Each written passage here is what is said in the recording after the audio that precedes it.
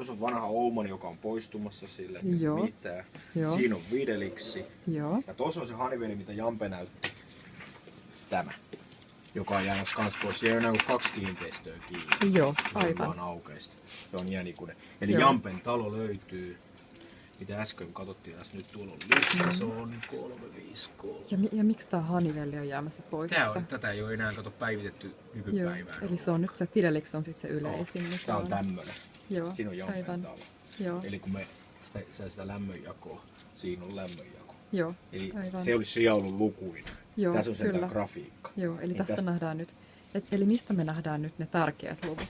Elikkäs tästä nyt niin kuin näet, niin puuttuu, täällä on venttiilin vaan arvot, mutta ei ole lämpötila-arvoja ollenkaan. Joo, aivan. Eli tuossa on se olisi niin kuin se välisyötön lämpötila, mutta kun sitä ei eli ole tässä. se oli se, mikä puuttui sitten kaikista. Niin, eli se me missä. jouduttiin vaan katsomaan niistä mittareista.